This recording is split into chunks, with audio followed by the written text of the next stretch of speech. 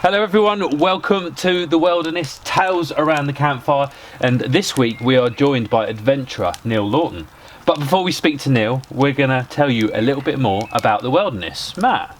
Over to me. So the Wellderness CIC is a not-for-profit community interest company, and our key mission is to help people through nature and help nature through people. So what we do is we foster a social connection between people, we reconnect them with nature, and we use our space to share and teach new skills for everybody's better well-being. Nicely done, Matt, nicely done. Now it's time to introduce our guest, so you're going to kick it off with the first lines. It is, and I'm going to be absolutely honest, I was given a crib sheet for this, and Neil, you've achieved so much in your life that I probably can't remember even the first paragraph of my crib sheet, but what we've got there is that you were commissioned into the Royal Air Force, was it? No, I'm going to have to correct you there. The Royal Marines. I'm so sorry, and that was the worst faux pas that I could have made. I'm so Are you here to insult me? No offence, RAF, but no, Royal Marines. And then from there, you made your way into 21 SAS. You were a helicopter pilot, and you reached the rank of captain in UK Special Forces. Also, I can remember this bit from my crib sheet as well. You set up your own construction company that reached a turnover of 40 million and was sold on to a FTSE 100 company. Correct. Was that 2011? Yes, absolutely. Yeah. Good on the memory there, Matt. yeah. Good on there. Yeah, I'm so sorry about the slip up there. And I'm going to, because there's so much information here, and I had to condense this down, looking on Wikipedia on Neil's website, we could be here for a long time. So just to condense it down, and I am going to read this. So he's organised and led more than 50 adventurous expeditions across 7 continents by land, sea and air.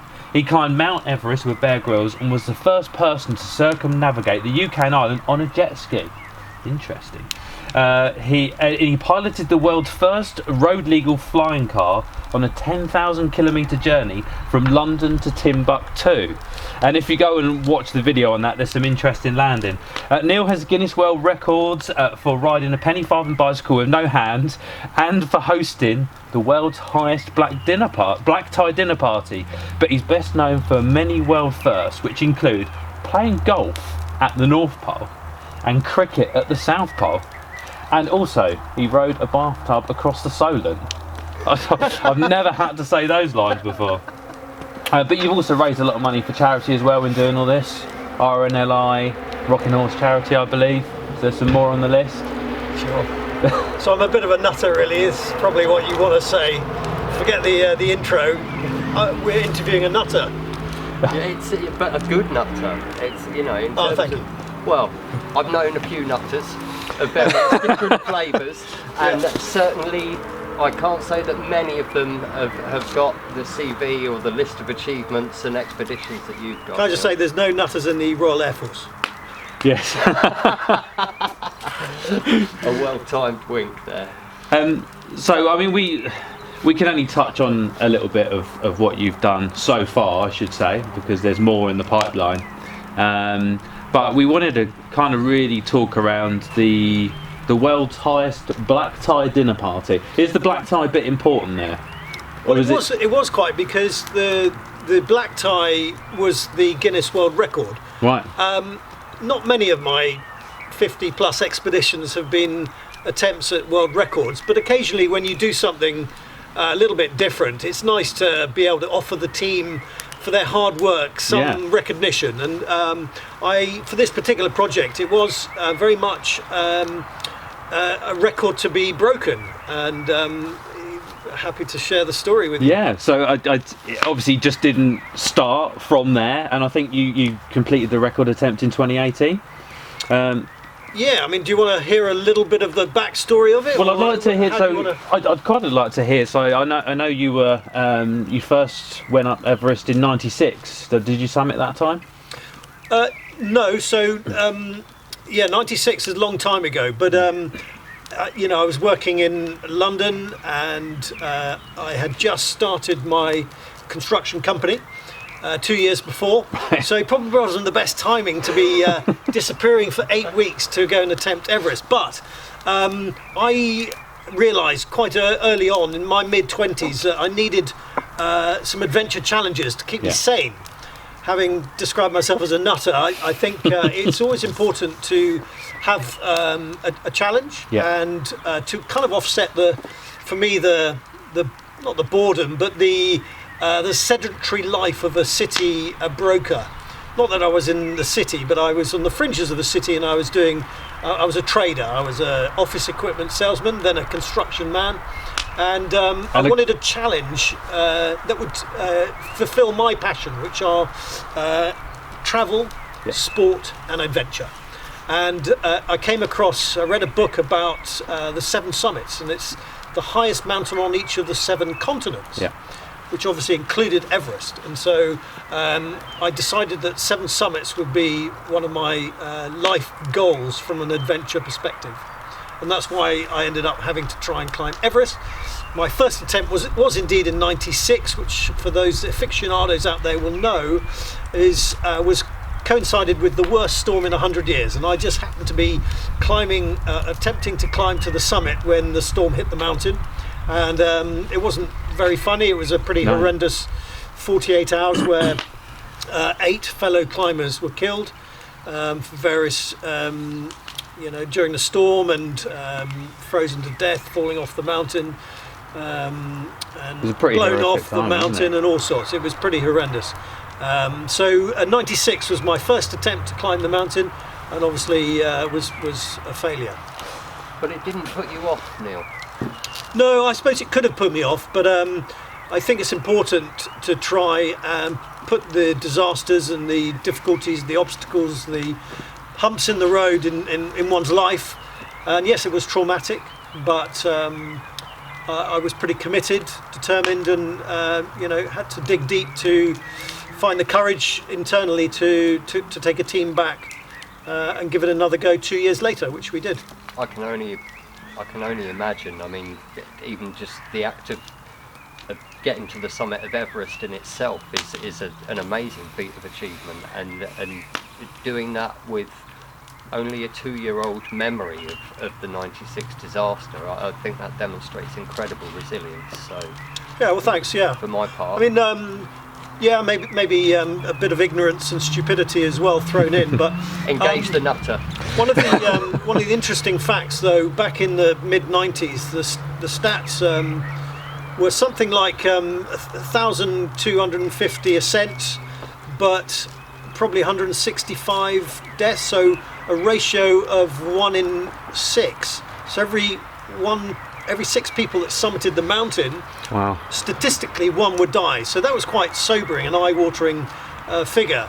But nevertheless, you kind of, in the impetuosity of youth, you think that you're going to be one of the 5.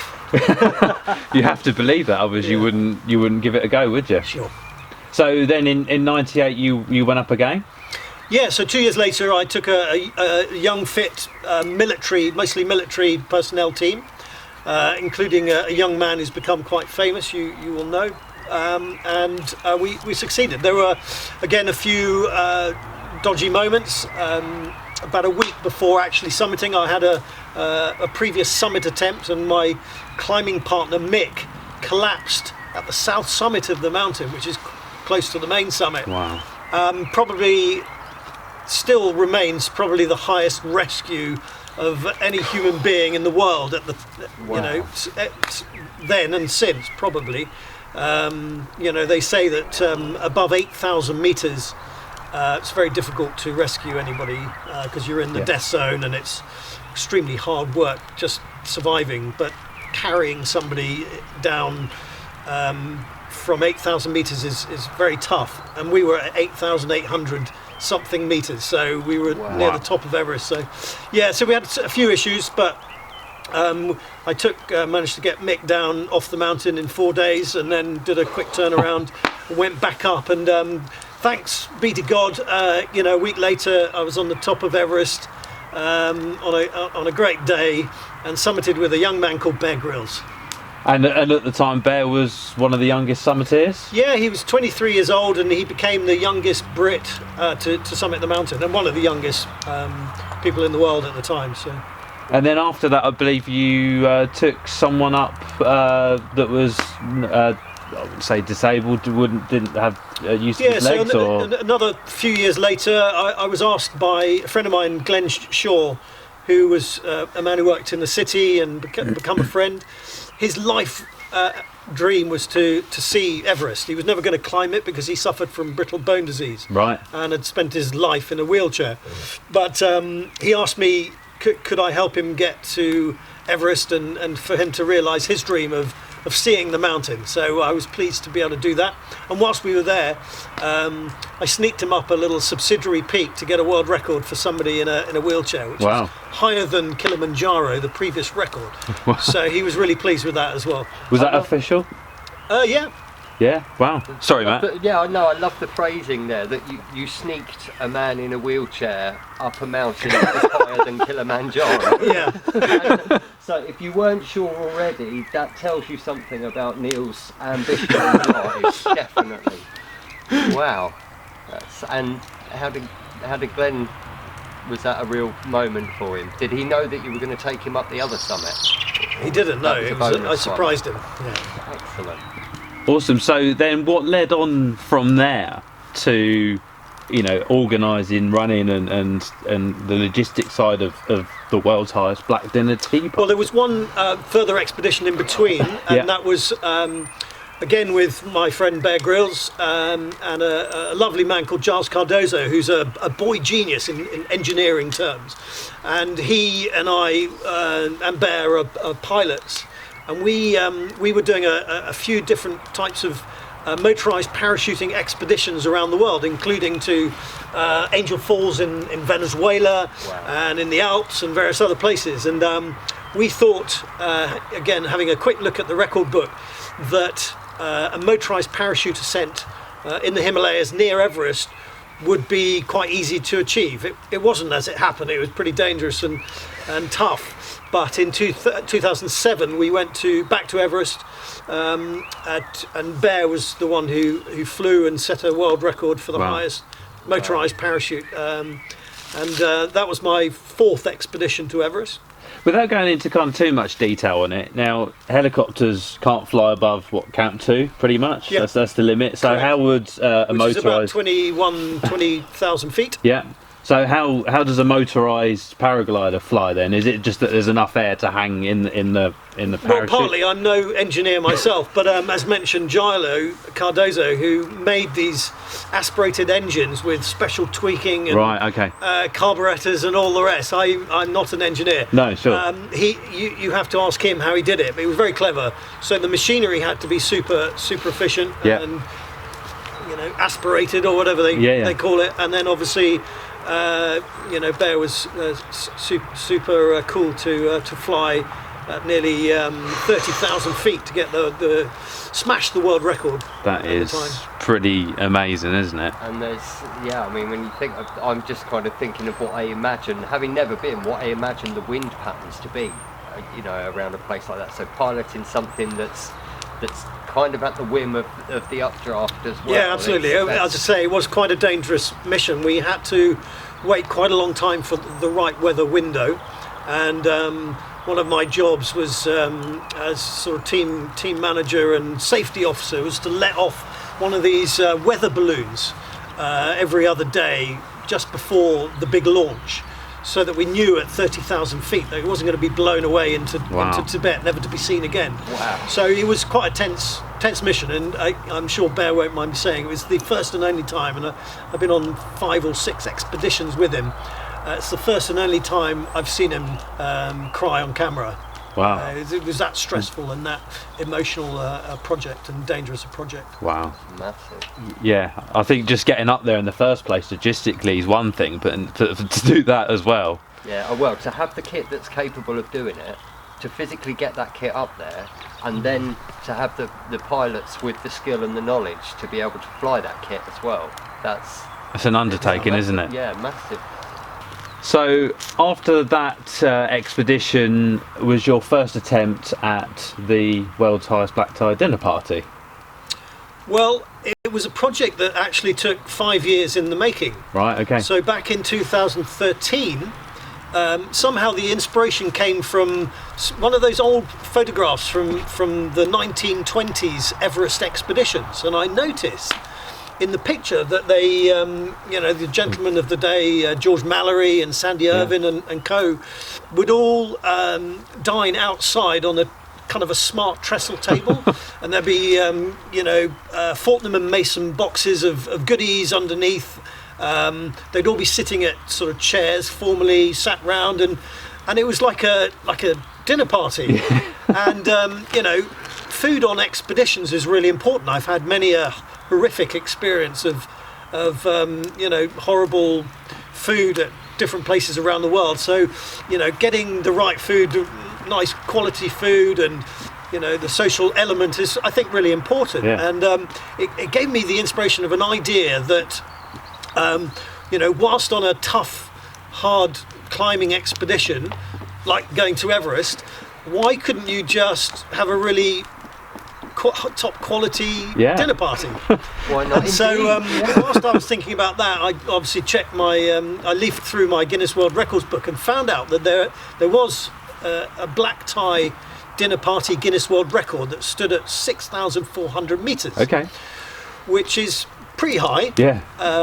But I knew from my mountaineering experiences over the previous 30 years that could probably be beaten, and so I put a plan together and recruited a team of volunteers, and we went from 2013 testing this idea. I took the team up Ben Nevis in Scotland. We had a dinner there, and then I took them to Mont Blanc, and we had dinner not on the summit but halfway up the mountain, and then another Scottish Highland mountain. And then I knew we were ready, we knew what we were doing, and then all we needed then was a great chef. So I cast around, tried to invite Heston Blumenthal and a few others, but they all told me to bugger off. So eventually I came across a lovely man called Sat Baines, who just happened to have 2 Michelin stars. Okay. Only two. Only two. And he ran Britain's finest restaurant. So somehow I got hold of him, invited him to dine with us on Everest, and would he mind making us the food? And he agreed. He said he would come out, and I took this team out to Everest on the north side, the Tibetan side. We had one cracking test event at base camp, and then unfortunately Sat then got ill with altitude sickness, so he had to bail and disappear, leaving his food, thankfully. And then I took the rest of the team up towards what would be our world record height at 23,000 feet, the North Col of Mount Everest, which for those in metric is about 7,000, just over 7,000 metres. Wow. But whilst we were heading up the mountain, April 25th, at 11:55 a.m, an 8 Richter scale earthquake hit the region, which was the next worst disaster to befall one of my expeditions. So sadly, very sadly, 9,000 people lost their lives in wider Kathmandu, Nepal, Everest region. I think something like 11 people died at Everest Base Camp on the other side of the mountain. It was pretty serious. It's quite funny, actually. I know the event's not funny, but it's quite interesting how the press kind of pick up on the people that died at Everest Base Camp. But you just mentioned about like the disaster that happened across the whole of Nepal, and it's not something I'd really heard picked up on. It was always the people that had died at base camp. Yeah, so 9,000 people in the wider country died, 22,000 estimated to be seriously injured, and thousands and thousands of homes destroyed and displaced, people in really terrible disaster. And of course we were learning as the days passed after the earthquake that whilst my team were fine and we escaped unhurt, that this thing was much bigger, and of course you couldn't be going up the mountain to have a black tie, albeit we were raising a lot of money for a few charities. Nevertheless, it just didn't seem, it wasn't appropriate, it wasn't right that we should be going up and continuing. So we had to disappear. So that was the first attempt abandoned, and 2015 abandoned. And you probably get the gist. I'm not somebody who's easily put off. No, not at all. So 3 years later, back in April 2018 now, a few years ago, I took another team, fresh blood, fresh Did Sat come candidates. again, or after altitude sickness he didn't fancy another Oh yeah, go? Sat recovered. He was fine. He had a bit of a shocking time in Kathmandu with the earthquake. Yeah. Certainly a story to tell his grandchildren. yeah. But Did he come for the second attempt? he didn't know. I think he was maybe had enough Yeah. by then. I But can relate, I think. I can only imagine. you can always but I find think new, fresh-faced volunteers for these things. So I took a new team into the mountain. Sat actually did continue on the project. He didn't abandon. He just didn't come physically for the second attempt. Yeah. But he made us the food and all that. So we took that in, Nice. and it was delicious. Nice. So you attempted the second, not summit, but the second event up Everest, and like just want to kind of trying to get into my head the logistics of doing this. I mean, I know a lot of equipment's carried up anyway on expeditions, but I mean, I guess then there must have been a little bit more, and some candelabras and some strange stuff carried up there, right? Yeah, so we took we carried all the kit and equipment up the mountain. I had an 8-person dinner party team, all dressed in black tie, and we climbed the mountain in our normal mountaineering gear, carrying table legs and candles and flowers and bottles of champagne, port, wine and whiskey. Interestingly, Guinness World Record rules state you have to drink alcohol with each of the 3 courses. Okay. Make So, it a black tie dinner. I don't think anybody probably at Guinness World Records knows that high altitude and alcohol are not a great bedfellows, but nevertheless, who was I to argue? We enjoyed our champagne, port, wine and whiskey in modest proportions, and we laid out a 3-course dinner, served it at about 10 o'clock in the morning. It was supposed to be a dinner party, but it doesn't matter what time of the day. And it was minus 25 degrees centigrade. We were at the North Col of Mount Everest, 7,056 meters or 23,100 feet. I stood up, toasted Her Majesty the Queen, gave a little speech, and then we served the dinner. Our guest of honour was a head Sherpa named Nima Kancha Sherpa, lovely man, and I thought that was quite a nice gesture, because for pretty much very nearly 100 years, Westerners have been going to Nepal and Tibet to climb their mountains in the Himalayas.